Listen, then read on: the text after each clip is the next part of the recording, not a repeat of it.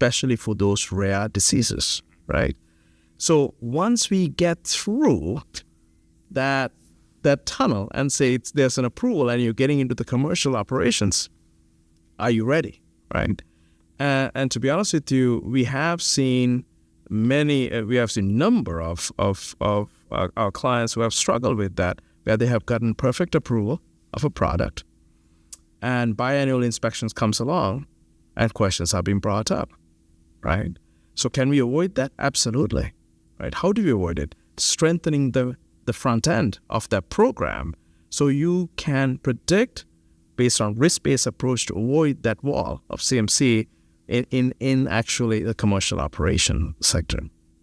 One of the things I always so enjoy when I'm speaking with you and with your colleagues is that your organization seems to have an overview of the entire industry, whether it's a small startup or virtual company, all the way through to the giants. Without naming names, because I appreciate you're not allowed to, can you walk us through some examples of the work you do to help the industry do better? Of course. Lately, one of the key things that we have been doing, and again, I don't think there's any right or wrong here, but we have been given the opportunity through some of our clients to be able to optimize the work that some of our other competitors have either performed or have completed, right? And one of the things that we take pride in as compliance architects is to go ahead and put the right solution. The name compliance architects means architecturing the right solution to fit your business. And we take a lot of pride in that. And that's one of our core values is we don't typically deliver a program that is a box solution. We deliver programs that fit into your space, into your modalities, and we really are prideful of putting fit-for-purpose programs that is going to last the lifetime of that program. So we've been doing a lot of that. One would say cleanup work. One could say optimization work. You can name it. But we are very humbled by the opportunities that we have received to be able to go and do that. And I know one of the things your organization also excels at, and you're a shining example of it, is recruiting from industry. Even with an industry like cell and gene therapy, where it's still in the process of inventing itself, your group has gone out and found leaders in the space who are willing to help others. So maybe we could talk a little bit about where your expertise comes from and how it helps you look at problems differently. Absolutely. And all of our expertise in our firm actually are industry experts who have done it, been there, right? Have walked in your shoes one time or another, right? Either quality head, a compliance head, MSNT head.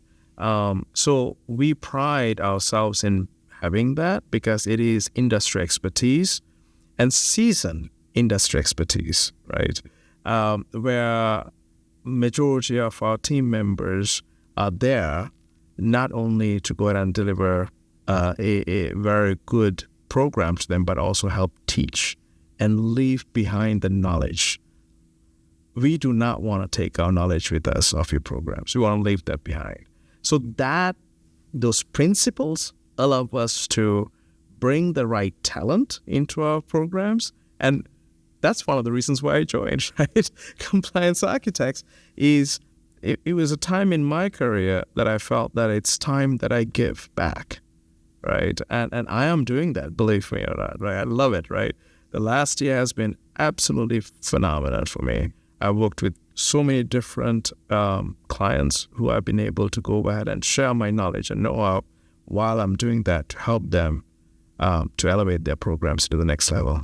And again, to circle back to where we started, the pipeline is now starting to produce approved, commercially available products. And it's awesome. You now get to have a hand in many successes instead of just the couple that you're doing within your own company. Yeah, absolutely. Absolutely. Love it. So for people who have been listening to this, and I hope the other Compliance Architect episodes as well, and say, okay, well, my company has a particular challenge, I want to ask the experts, what does getting in touch look like? How do they get that ball? Absolutely. I mean, you can link us through Compliance Architects website. Of course, this podcast, I'm sure you'll find our logo and our information. And of course, you can reach to me, Diluks De Silva at LinkedIn, and we can connect and have start the conversation. I always think it's so generous when you and Jack and Teresa say, you can reach out to me directly, because I get the pleasure of speaking to you about this. I leave every one of these conversations with so much optimism. I actually, my wife works in healthcare. I come back. Yours are the conversations I repeat to her. So I encourage everyone who has been listening to this, Diluks and his colleagues are such a resource. Please do reach out. In the meantime, I want to thank you so much for your time. It really is one of the highlights of my time on site when here's the Compliance Architects interview. What is new in the space? Because I know I'm hearing it direct from the source. Yeah, I appreciate it. And it's always a pleasure, right, having these discussions. Thank you. Well, with that, I do want to be respectful of your time. Again, I encourage everyone to check out the website or reach out to Diluks directly. But in the meantime, you have been listening to another episode of Executive Platform's Blueprint Podcast. I've been Jeff Mix. Let's do it again soon.